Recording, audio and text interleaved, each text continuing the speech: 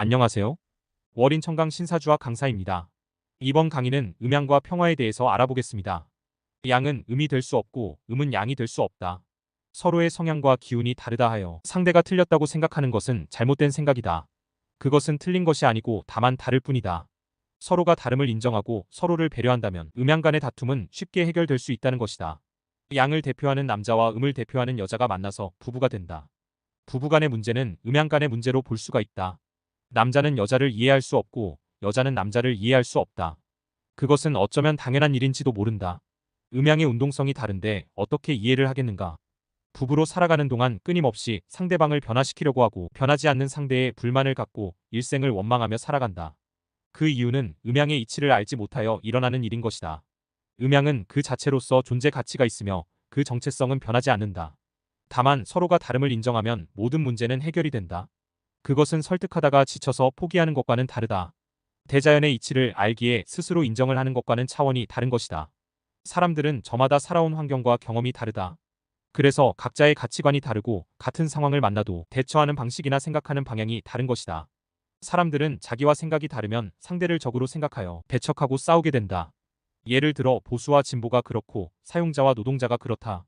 서로의 입장이 다르고 생각이 다르면 대결 양상을 보이고 다툼이 시작되는 것이다. 나와 생각이 다르면 적이라는 극단적인 생각들이 엄청난 비극을 몰고 온다.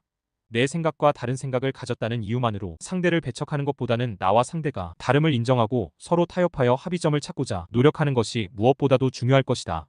사람들은 세상을 살아가면서 하고자 하는 일이 뜻대로 되지 않으면 세상을 탓하거나 남을 탓하는 경우가 많다.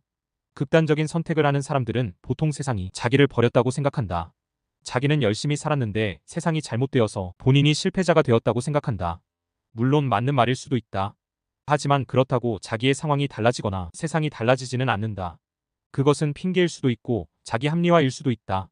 세상을 탓하거나 남을 탓하기 전에 자기 자신의 잘못은 없는지 돌아보는 것이 중요하고 포기하지 않고 다시 일어서려는 마음가짐이 더 필요하다고 하겠다. 세상을 변화시키려고 하기보다는 자신의 마음을 변화시킨다면 세상은 달라 보이고 마음의 평화가 찾아올 것이다. 남을 탓하기보다는 남을 이해하고 서로 소통하려는 마음가짐이 중요하다는 것이다. 모든 것은 자기 하기 나름이 아니겠는가? 상대적 박탈감을 가진 사람들도 많이 있다. 남과 비교해서 내가 가진 것이 부족하다는 생각을 하고 남보다 내가 못났다는 생각을 한다. 그래서 자기는 불행하다고 생각한다. 하지만 아래를 보면 나보다 못 가진 사람들이나 나보다 못난 사람들도 많다는 것을 알게 될 것이다.